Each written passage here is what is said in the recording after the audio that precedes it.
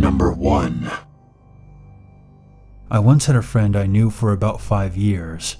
I met him when I was 11, and he was around 19 or 20. Despite the shady age difference, he never did anything that would make me think he was a creep. He was protective, yes, but in a fatherly type of way. My father was deployed to Iraq when I was 10, so he was like the substitute while my dad was miles away. We usually would talk over Skype, and we would talk for hours at a time. I had a friend who also talked to him, but not as often as I did. Almost about a year ago, he died in a car accident with his cousin in Europe, and of course, I grieved. It wasn't often I would cry over anything, but this was something that hit me hard. This is only a little backstory. So I've always been someone who has trusted their gut, and strangely enough, even my dreams. It may sound crazy, but I've had small harmless dreams, which I experienced the same thing a couple of days after. Well, one night, I had one of these dreams. I didn't remember much. I was outside at someone's house. We were jumping around on a pile of junk, and we were just having a good time. There was a fallen tree against the pile. I don't recall much from the dream, mostly just the scene I was placed in. Of course, it didn't bother me. It wasn't scary in any way, so I didn't worry about it. A couple of weeks later, my mom suggests that I spend a week or two at my cousin's house, who lives out in the country. Of course, I accept this offer, since I wanted to get out of the house for a while anyways. That weekend, I headed down to where they live. They had a huge yard with a silo and a worn-down hog barn. Right next to the hog barn was a large pile of metal, sticks, rugs, and basically a bunch of trash. Next to that was a tree. It was split in half, with one half leaning against the scrap pile. I didn't quite think of the dream, since my memory can be pretty bad at times, so I just saw it as normal. The first week goes by, and my cousin suggests that we go outside for a bit. I agree. Finding nothing else to do in their home, we head out. We walk around for a bit and talk, before making it to the scrap pile. I was the one who suggested that we climb around it. We both climbed up to the top and found cozy places to sit. I sat on one of the branches of the broken tree, and she sat further across the pile from me on an old rolled up rug. I can get pretty hyper at times, and it makes it hard for me to sit still sometimes, so I started bouncing on the branch some. Of course, a 160-pound girl bouncing constantly on a branch is going to make it snap, and that's what it did. I tried to grab onto whatever I could, which was a small twig on the tree, which snapped easily and sent me falling. I fell straight on my back on an old gutter that was facing down. The sudden events left me in shock and unable to move.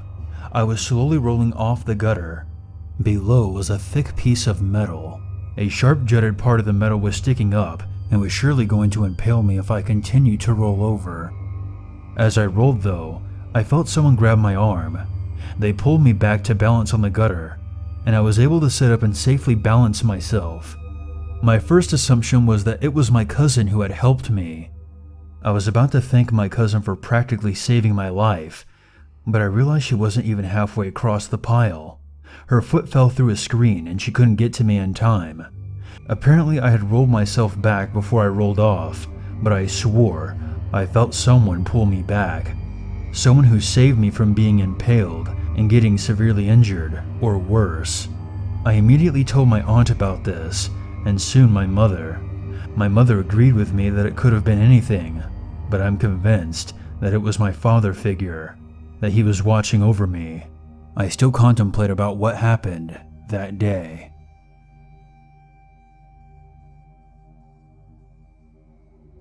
Number 2. My friend's sister Guinevere was moving and had to drive her truck from Denver to the East Coast.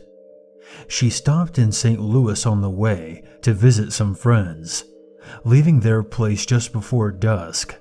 She started driving in what she thought was the direction of the highway. The sky was getting darker, the streetlights were few and far between, and she suddenly realized that she was lost. She was in an industrial area now, and was getting creeped out by the fact that no one was really around. Railroad tracks ran behind the rows of empty buildings. Since this was before GPS and decent cell phones, she decided to pull over into a parking lot and check her actual map. Guinevere pulls into an empty parking lot and stops, switches on her interior dorm light, and no sooner had she done this, an African-American woman appeared at the passenger side window out of nowhere. She said, "You need to get out of here. You're not safe." Guinevere went from creeped out to shocked immediately.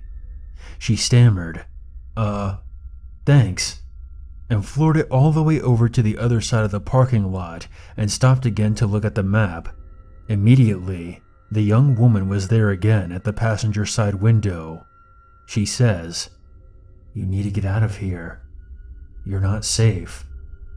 Guinevere tore out of the parking lot and eventually made it safely to the highway. Two things that especially weirded me out. One, she had 2 dogs in her truck, not afraid to bark at strangers, and neither one of them registered that there was anyone outside at any point. It was like there was no one there. I've always heard that animals have more sensitivity to paranormal things than people do, so that was odd. And 2, when the young woman spoke, Guinevere said that she could hear her voice plain as day, even though the windows were rolled up. She heard the young woman just like you would hear someone who was sitting right next to you. She was so bothered by what happened that she did what she could to search the St. Louis newspapers online to see if anything had occurred in the area. It turns out that a man had been killing women right around there and leaving their bodies near the train tracks behind the building that she stopped at. He would hide nearby and watch while the police and emergency personnel worked the scene of his victims. He had struck again that night, just before dusk. She believes to this day that someone, fortunately, was warning her not to linger.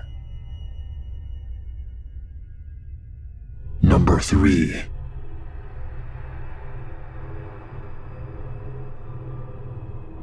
Last night something scared the shit out of me. I don't know how to put it any simpler.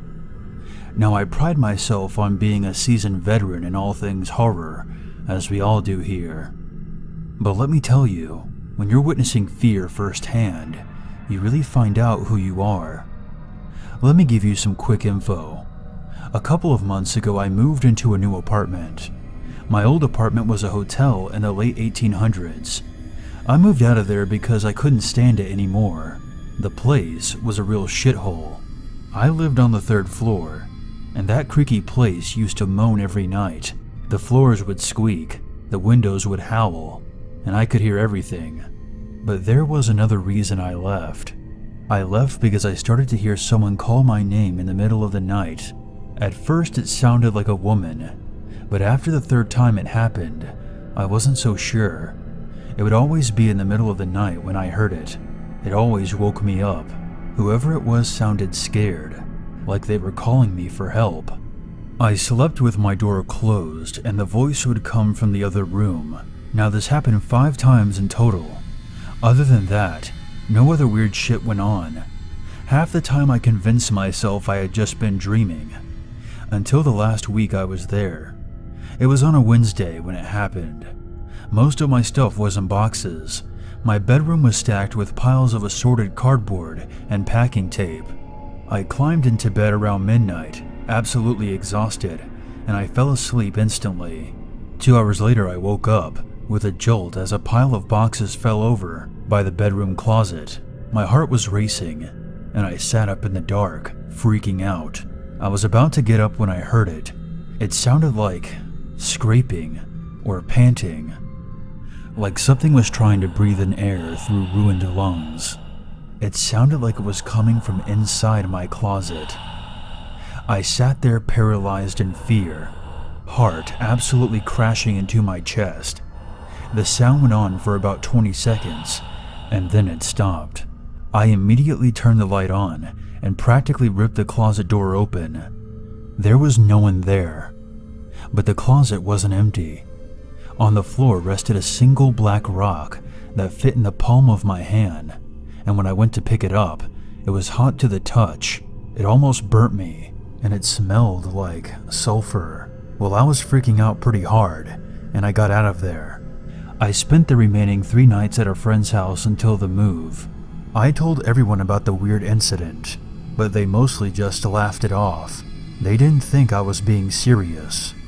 Moving day came and went without anything happening. I got out of that terrible building and successfully transferred my belongings to my new pad. It's a much nicer place, albeit much smaller. I now live on a ground floor studio apartment that looks out onto an empty field.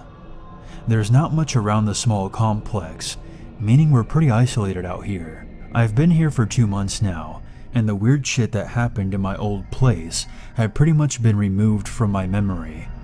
That is until last night. Last night something woke me up. I managed to catch it on video this time, and I feel like this is the start of something awful.